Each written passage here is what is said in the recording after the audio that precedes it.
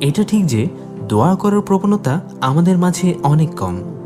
জীবনের অনেক জটিল কঠিন সময়গুলোতেও আমরা আল্লাহর কাছে কেঁদে কুটে ফরিয়াদ করতে পারি না। চোখে জল না আসুক, অন্তত অন্ধকারে দুহাত তুলে বিনীত গলায় সমস্যার কথাগুলো তুলে ধরার অভ্যাসটুকুও আমাদের মাঝে গড়ে ওঠেনি। ভাবছেন কিভাবে আল্লাহর কাছে চাইবার দোয়া করার অভ্যাস করা যায়, তাই তো?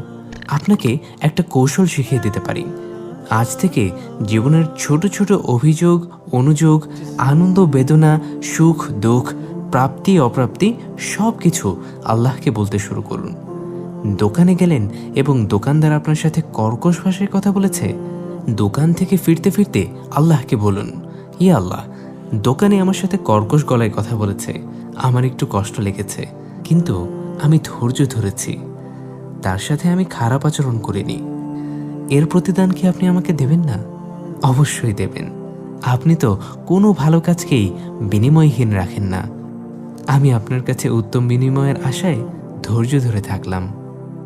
বাসে হেল্পার আপনার সাথে অহেতুক বাকবিতণ্ডায় জড়াতে চেয়েছে, শান্ত হয়ে সিটে বসুন এবং মনে মনে বলুন, হে আমার রব, আপনি তো জানেন আমার কোনো দোষ ছিল না এই ঘটনায়, তাও এ লোক আমাকে দোষী বানাতে চাইল এবং আমার সাথে তর্ক জুড়ে দিল।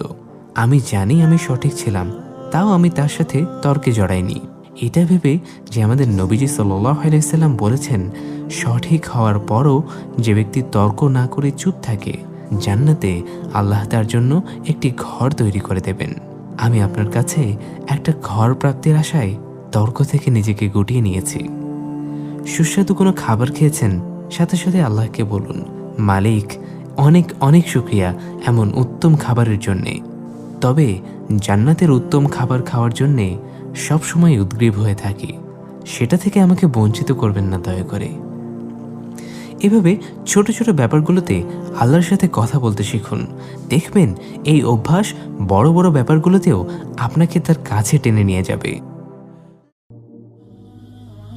দোয়া করা খুব সহজ হলেও কিছু ব্যাপারে জানা থাকলে আল্লাহর আরও প্রিয় বান্দা হওয়ার সুযোগ বেড়ে যায়।